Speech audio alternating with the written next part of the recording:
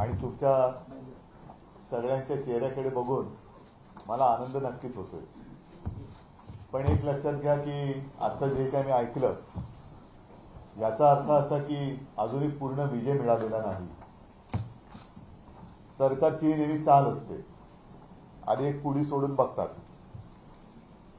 म्हणजे थोडक्यात एक पिल्लू सोडतात, जगतंय का मरतंय, अंगावर आलं तर झटकून टाकायचं, आणि जर का त्यांनी ठरवलं की नाही हे आपल्याला करायचंय तर एक तात्पुरती वेळ घेतात. मग तुम्हाला सगळ्यांना जे आंदोलनाला उतरतात त्यांना असं वाटतं की आपण जिंकलो, आणि त्या एका गाफीलपणात आपण मजबूत राहिलो का मग पोखरत बसतात. आता हे उत्तर जे काही मी थोडंसं वाचलं, सचिन आपण तो प्रश्न विधान परिषदेत लावला, त्या प्रश्नाच्या उत्तरामध्ये काय मग आता बोलायचं, कोणाला मंत्री महोदय म्हणण्याची वेळ येईल कधी सांगता येत नाही. म्हणजे तुमच्या समोर यायच्या आधी घरी काही जणांना बोलवलं होतं आणि तिथे मी म्हटलं की पहिला प्रथम किंवा अनेक वर्षांनी, कारण काय होतं की आम्ही राजकारणी लोक म्हटल्यानंतर सरकार टिकवायचं असतं, मग कोणाला तरी काहीतरी त्याचा संबंध असो वा नसो मंत्रीपद दिलं का खुश, सरकार टिकलं, मग त्याला त्यातलं काही कळतंय नाही कळतंय काय माहिती नाही. पण पहिल्या प्रथम किंवा जे मी म्हणालो की बऱ्याच वर्षानंतर एका माणसाला त्याच्या आवडीचं खातं मिळालंय.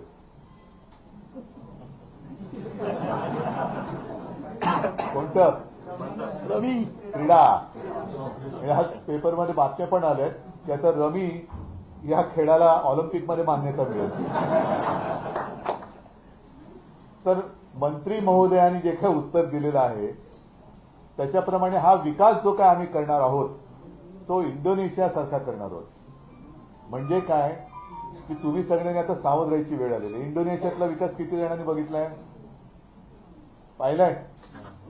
मला पण माहिती नाहीये. कृष्णा पाहिलेच तरी बाबा, संतोष नाही. त्याच्यामुळे इंडोनेशियातला विकास कसा याची काय माहिती नाहीये. मग ते काय करणार की येऊन येऊन येऊन येऊन डोकं खाणार की बघा तुम्हाला काय आम्ही अमुक देऊ, तुम्हाला तमुक देऊ. आता मग तुम्ही सगळे माझ्या सोबत आलेला आहात, माझ्या म्हणजे शिवसेनेच्या, शिवसेना तुमच्या सोबत आहे आणि तुम्हीच शिवसेना आहात. मग तुमच्यासाठी म्हणून सगळेजण आम्ही मैदानात उतरलोय आणि कालांतराने बघू की ज्यांच्यासाठी उतरलोय तेच गायब. तर असं होऊ देऊ नका. मी आज मुद्दामून तुम्हाला हेच सांगण्यासाठी आलो की लढायचं. हा, आणि एक गोष्ट आता जरा त्यावेळेला शिवसेना प्रमुख जे बोलले होते त्याचा अर्थ आता वेगळे जण काही जण वेगळ्या लावू शकतात. अन्यायावरती तुटून पडा, आपण म्हणून आता आम्ही तुटूनच पडतो, तसं नाही. मी तर म्हणेन अन्याय तोडून टाका, अन्याय तोडून टाका, अन्याय सहन करायचंच नाही. कृष्णा काय, अरविंद काय, संतोष, सचिन काय, सगळे अशोक भाऊ आहे तिकडे, संतोष आहेत. आणि मला हा विषय समजून नीट सांगितलं तो आदित्यनी. नाही तर मला ते काय तुमचं काय एमएफडीसी बीपीटी एपीटी मला काय कळत नाही.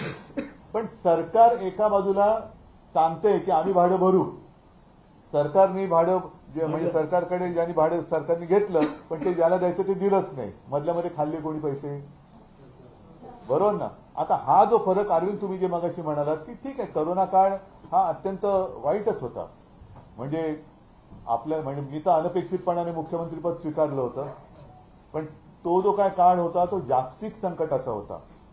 त्याच्यामध्ये आपण जे काय करू शकत होतो ते केलं, पण बऱ्याचशा गोष्टी करू शकलो नाही.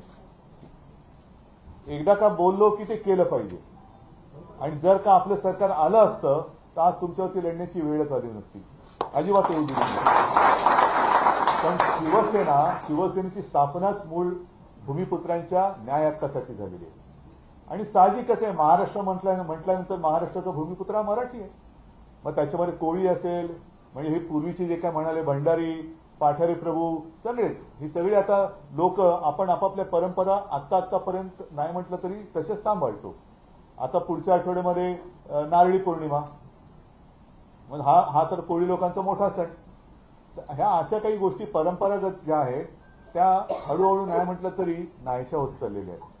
आणि तोच एक विषय किंवा तोच एक मुद्दा घेऊन सरकार जणू काही महाराष्ट्रातून मराठी संपवायला निघालेले.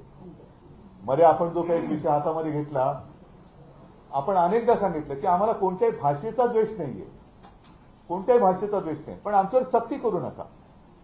आता जे काय भारतीय जनता पक्षाचं चाललेलं आहे, एक तर भारतीय जनता पक्षाचं काय चाललेलं आहे, जसं समर्थ रामदास म्हणाले होते की मराठा केतुका मिळवावा, महाराष्ट्र धर्म वाढवावा, तसं आता भाजपवाले म्हणतात भ्रष्टाचारी केतुका मिळवावा, भाजपा पक्ष वाढवावा. आता सहज गंमत सुचलं म्हणून सांगतोय की एका बापाने मुलाला विचारलं, तू काय करायचं काय, तुला काय ठरवलंय? तुला नाही, मी शिकणार, मोठा होणार आणि भाजपात जाऊन देशकार्य करणार. तुला काय वेड्याच की काय? तुला जर का तसं पाहिजे असेल तर डायरेक्ट भाजपात नाही द्यायचं, आधी दुसऱ्या कुठल्या तरी पक्षात जा, काहीतरी गडबड घोटाळा घे, तर मग तुला तिकडे सन्मानाने बोलवतील आणि मंत्री करतील. पण तू जर का थेट भाजपात गेलास तर उपऱ्यांच्या सतरंज्या तुला उचलावे लागतील. हेच चाललेलं आहे आता. म्हणजे आपले जे काय आहे ते मारून टाकायचं. तरी लोकसभेच्या वेळेला ते पियुष गोयल काय बोलले होते कोळीवाड्यांच्या बाबतीत, मी विसरलो, पण तुमच्या वास येतो. मतं पाहिजेत, मताला वास नाही येत. पण आमच्या मच्छीमार किंवा आता मी स्वतः कॉलेजमध्ये जाताना बांद्रा ते आपली तेव्हा व्हीटी म्हणायचे, आता छत्रपती शिवाजी टर्मिनस, हार्बरने यायचो. आणि मग तेव्हा माझ्या कोळी माता भगिनी यायचा, मच्छी का पाणी, मच्छी का पाणी. नुसतं मच्छी का पाणी म्हटलं की लोक इथे तिथे पळायचे, का मच्छी पाहिजे पण पाणी नको, वास नको. काय कितीही हा म्हणजे निर्दयीपणा आहे. यांना सगळ्यांना मतं पाहिजेत, राज्य करायचंय, पण आता त्याच्यात आहे ना वास नको. हा, त्याच्यामध्ये ते त्यांनी म्हटलं की काय ते वेस्ट. मग आता ही कंपनी पुन्हा कोणाची ते शोधा. Foul fish smell fish, foul smell of fish waste generated at Sassoon dock. आता किती वर्ष झाली या मंत्र्याच्या कित्येक पटीने जास्त वयाची ससून डॉक असेल. बरोबर आहे, आतापर्यंत कोणाला वास नाही आला.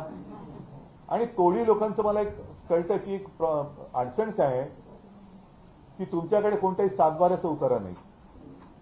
तुमची शेती जर का आपण असं म्हटलं मत्स्य शेती, तर समुद्रात जाऊन तुम्ही जीव धोक्यात घालून मासेमारी करतात. कारण मला आठवत आहे, मी मुख्यमंत्री असताना निसर्ग वादळ आलं, टोके वादळ आलं आणि अक्षरशः काही वेळेला घाम फुटायचा. कारण मी कलेक्टरना जेव्हा चौकशी करायचो ते म्हणाले, साहेब अजून एवढे म्हणजे एकूण एवढे मच्छीमार समुद्रात गेलेले, एवढे परत आले, अजून एवढे बाकी आहेत, अजून त्यांना संपर्क होत नाही.